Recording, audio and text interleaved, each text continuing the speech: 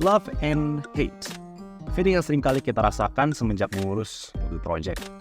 Nah, kita senang ngoprek, update sini-situ, tapi kadang kesel karena ada aja masalah.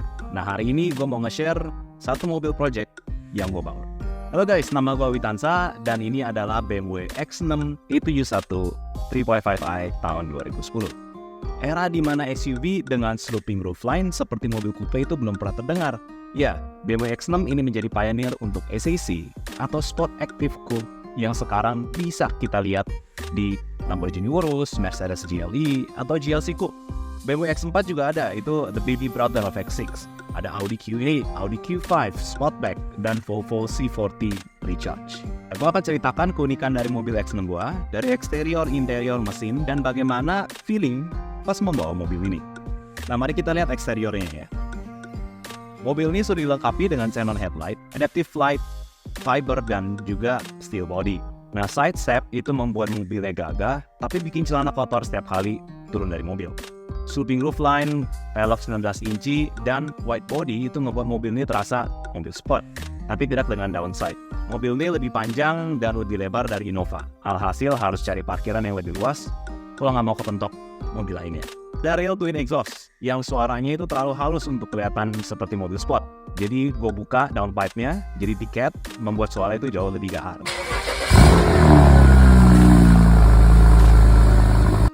Nah, gue sedikit hack nih exhaust kanannya, karena di awal hanya terbuka kalau high rev, tapi sekarang exhaustnya jadi terbuka dua-duanya. Bagasi terlihat luas, tapi nggak muat banyak, dan auto trunk itu kadang-kadang ngebuat deg-degan kalau parkir di parkir yang terada pendek. Bisa di-adjust sih, tapi kalau harus di-adjust setiap kali kan rada repot juga ya. Nah, di dalam interior itu udah tersedia sport seat dengan slider. Warna merah marun ini terlihat eksklusif, mewah, dan sporty.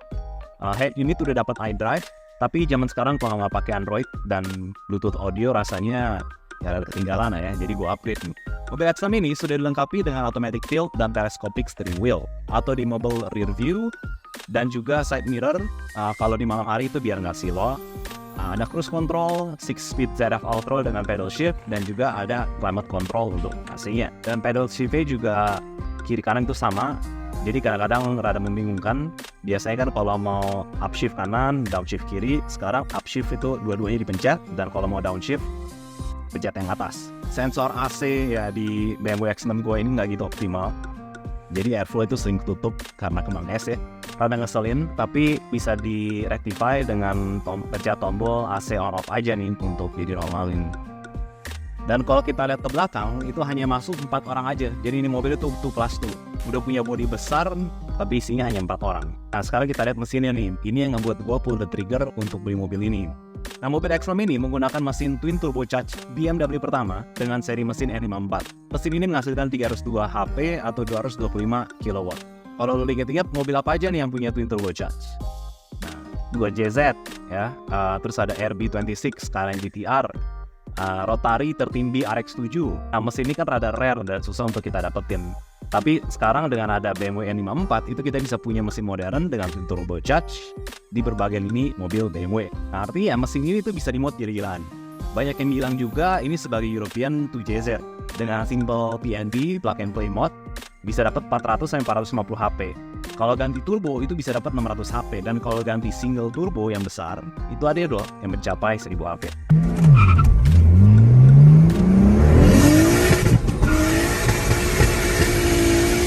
Ada kurangannya, of course, ini BMW.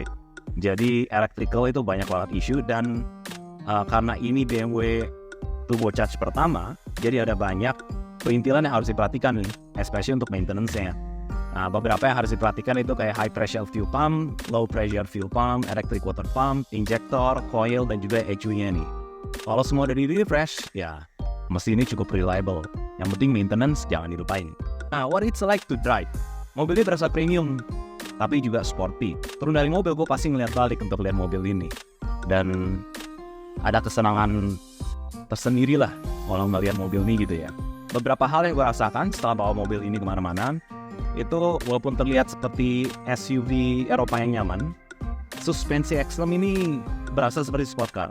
Jadi handlingnya cukup enak, tenaga itu enak, bumps on the road itu juga terasa seperti mobil Eropa. Tapi kalau masuk ke jalan yang rusak, lu tahu aja jalanan Jakarta kayak gimana kan. atau ada banyak pothole, udah deh, itu udah rasa mobil sportnya udah keluar. Nah, selain itu kalau mau parkir, walaupun dibantu dengan parkir sensor yang akurat, gue selalu deg-degan kalau ninggalin mobil kelamaan di parkiran yang rada sempit. Itu ya karena mobilnya rada bengong. Dan juga dengan all-wheel drive-nya ini, turning radius itu lumayan besar. Jadi kalau mau melakukan U-turn, itu harus siapin turning radius yang lebar ya. Atau nggak harus 3-point turn baru bisa U-turn. Untuk standard drive, itu mobil udah cukup bertenaga dengan 300 HP ya. Nah, cukup untuk dalam kota dan cukup nyaman. Tapi kalau mau dapetin adrenalin, tinggal masukin ke sports mode. Nah, ini akselerasi twin turbo itu langsung berasa, dan karena di cat downpipe, suatu turbo spooling itu berasa banget.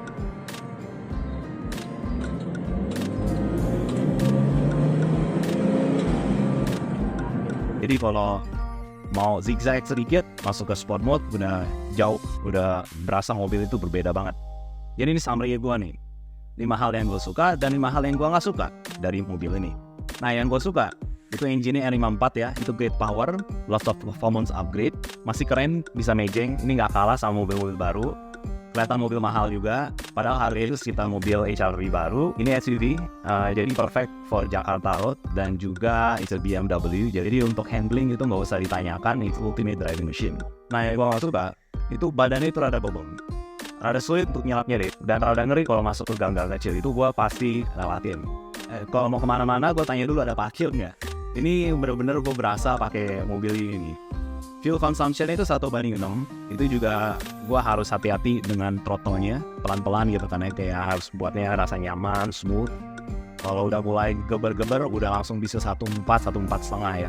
Itu juga mix, tapi itu lebih ke arah dalam kota. Kalau keluar kota itu sebenarnya bisa 1:9. Cuman itu kalau di highway terus. Cuman kalau mix itu biasanya 1:6, 1:7. Kalau dengan highway keluar kota harus pakai Pertamax Turbo atau Shell V-Power Nitro untuk dapetin full performance. Sebenarnya Pertamax juga masih bisa. Cuman nggak mau ambil resiko ya ambil aja yang turbo atau V-Power Nitro. Hanya masuk 4 orang aja, 2+2. Padahal badannya udah bobong banget kan ya. Jadi kalau mau jalan-jalan 5 orang kayak gitu udah harus mikir-mikir. Walaupun gue sempat pernah bawa 5 orang ya, 6 orang termasuk bayi, 1 orang harus di tengah, ya gue harus siapin bantal lah ya. Jadi nggak keras, soalnya di tengahnya itu center console box dan itu semuanya keras. Maintenance relatifnya mahal, cari part itu susah, dan jangan sampai salah pakai aki. Kalau enggak itu elektronik modulnya itu bisa rusak. Nah ini semua PR untuk BMW ya, jadi intinya hati-hati dengan akinya, make sure voltasenya semuanya sama, ampere itu sesuai. Kalau enggak ya bisa bermasalah electrical module, dan sekali ya bermasalah itu keluarnya itu udah kayak air. Nah yang terakhir itu bagasi itu rada kecil, padahal itu kelihatan besar. Jadi karena ada sloping roofline, jadi nggak buat si dari bagasi itu nggak begitu besar. Jadi kalau lu suka mobil sporty, ini ngerasakan performance yang really good dengan cost juga yang nggak terlalu mahal dibandingkan dengan kalau kita lihat mobil ini barunya itu udah hampir 2,5 ke atas ya. Tapi di sini lu bisa dapetin dengan again seharga mobil kayak HRV baru.